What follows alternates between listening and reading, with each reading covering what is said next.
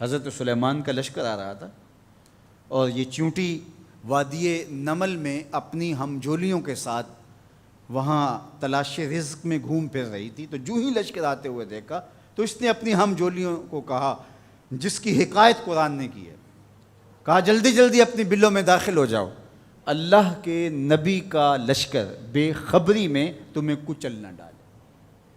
کئی میل دور سے چیونٹی کی اس آواز کو حضرت سلیمان نے سنا.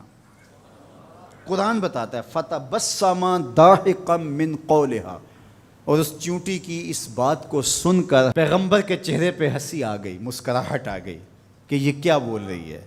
اللہ اکبر. چیونٹی کو پکڑ کے کان کے پردے پہ بھی ڈال دو تو آپ پھر بھی نہ سمجھ پائیں کہ وہ کیا بول رہی ہے. لیکن اللہ کے پیغمبر کی شان یہ ہے کہ کئی میل دور سے وادی نمل میں بولنے والی چیونٹی کو جو بول رہی ہے وہ بھی سن رہے ہیں اور اس کا جو مفہوم ہے وہ بھی سمجھ رہے ہیں. یہ پیغمبر کی شان ہے. کبھی بھی پیغمبر کو اپنی ذات پہ قیاس کرنے کی غلطی نہ کریں. نہ پیغمبر ہمارے جیسا ہے نہ ہم پیغمبر جیسے. ایک شخص نے روزہ رکھ لیا تو گرمی تھی، چلچلاتی دھوپ تھی، تو وہ بے ہوش ہو گیا. تو لوگ اس کے اوپر کپڑا تان کر کے کھڑے تھے سائے کیے ہوئے. تو حضور گزرے تو فرمایا کہ یہ کیا ہے؟ تو کہا کہ اس نے روزہ رکھا تھا تو اس کی وجہ سے یہ نڈھال ہو گیا. فرمایا کہ اس کو کس نے کہا تھا روزہ رکھا؟ وصال کا روزہ رکھا. وصال کا روزہ ایک روزے کے بعد پھر اسی پہ تسلسل کے ساتھ دوسرا روزہ. تو کہا حضور آپ جو رکھتے ہیں. تو اس نے بھی پھر دیکھ کے رکھ لیا. تو آقا کریم علیہ الصلوۃ والسلام فرمایا ایکم مثلی، تم میں سے میری مثل کون ہے؟ ایکم مثلی، تم میں سے میری مثل کون ہے؟ اور ایک دوسرے مقام پہ آقا کریم نے فرمایا لست کہیاتکم، میں تمہاری طرح نہیں ہوں. کبھی کہا ایکم مثلی، تم میری طرح نہیں ہو، کبھی کہا میں تمہاری طرح نہیں ہوں. تو یہ غلطی کبھی نہیں کرنی چاہیے کہ اپنے آپ کو نبی پر قیاس کریں یا نبی علیہ السلام کو اپنی ذات پہ قیاس کریں. اللہ نے ان کو جو صلاحیتیں، جو شانیں، جو عظمتیں اور جو امتیازات عطا کیے ہیں وہ انہی کا خاصہ ہے. اللہ نے انہی کو ایک الگ شان اور الگ نرالی عظمت عطا فرمائی ہے جو انہی کا مقصوم ہے. اب چیونٹی کتنے میل دور سے اپنی ہمجولیوں سے بات کر رہی ہے. کوئی حدیث ہو تو ضعیف کہہ کر کے کوئی کہے کہ نہیں میں نہیں سے مانتا، آیت قرآنی ہے. فَتَبَسَّمَ ضَاحِكًا مِّن قَوْلِهَا، چیونٹی کی اس بات کو سن کر اللہ کا پیغمبر مسکرانے لگا کہ یہ کیا کہہ رہی ہے. اللہ اکبر. یار حضرت سلیمان علیہ السلام چیونٹی کی بات سنیں بھی اور جو وہ کہے اس کو سمجھیں بھی اور اس بات پہ مسکرائیں بھی اور چیونٹی بھی کئی میلوں پہ ہو. یہ شان اس پیغمبر کی ہے کہ جو مسجد اقصیٰ میں تیرے نبی کے پیچھے مقتدی بن کے کھڑا ہو.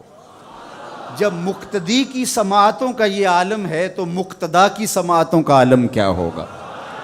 اس لیے میرے اور آپ کے آقا و مولا نے ارشاد فرمایا جو میں دیکھتا ہوں وہ تم نہیں دیکھ پاتے، جو میں سنتا ہوں وہ تم نہیں سن پاتے. تو جب سلیمان علیہ السلام اتنی دور سے چیونٹی کی آواز کو سن بھی لیں اور اس کی سرسراہٹ کے مفہوم کو اخذ بھی کر لیں اور اس پہ آپ جو ہے وہ جواب بھی دیں، فَتَبَسَّمَ ضَاحِكًا مِّن قَوْلِهَا، تو پیغمبر چیونٹی کی آواز کو سن لے تو مدینے والا امتی کی آواز کو نہیں سننے گا. تو یہ شان ہے خدمت گاروں کی، سرکار کا عالم کیا ہوگا. اللہ نے شان عطا کی ہے، اللہ نے عظمت عطا کی ہے. اب اس چیونٹی کو امام راضی کہتے ہیں قیامت تک آنے والی چیونٹیوں کا سردار بنا دیا. کیوں؟ اس لیے کہ اس چیونٹی کو اس بات کا علم تھا کہ اللہ کے نبی کا لشکر جان بوجھ کر ننھی جان کو بھی ضائع نہیں کر سکتا. یہاں ایک لمحے کے لیے رکیے اور اس مفہوم کو اچھی طرح ذہن میں اتار لیجئے، اپنے اندر راسخ کر لیجئے. نبی کی تربیت پانے والا لشکر جان بوجھ کر کے ننھی جان کو بھی ضائع نہیں کر سکتا. اور جو اپنے بدن سے بم باندھ لے اور انسانوں کے انبوہ میں گھس جائے اور پھر بم پھٹے اور چھوٹے چھوٹے بچوں کے جسم کے ٹکڑے اور گوشت کے لوتھڑے بھی دیواروں سے چپک جائیں اور فرش خون سے بھر جائے اور وہ سینے پہ ہاتھ رکھ کے ذمہ داری قبول کریں، وہ نبی کا لشکر تو نہیں ہو سکتا، کسی شیطان کا لشکر ہو سکتا ہے۔ تو اس چیونٹی کو اللہ تعالیٰ نے قیامت تک کی چیونٹیوں کا سردار بنا دیا۔ قرآن مجید کی 114 صورتوں میں سے ایک صورت کا نام اس چیونٹی کے نام پہ رکھ دیا۔ کتنا بڑا اعزاز دیا۔ اس چیونٹی کے نام پہ سورہ النمل ذات کی چیونٹی ہے، لیکن پیغمبر کے تربیت یافتہ لوگوں کے مزاج کو جانتی ہے۔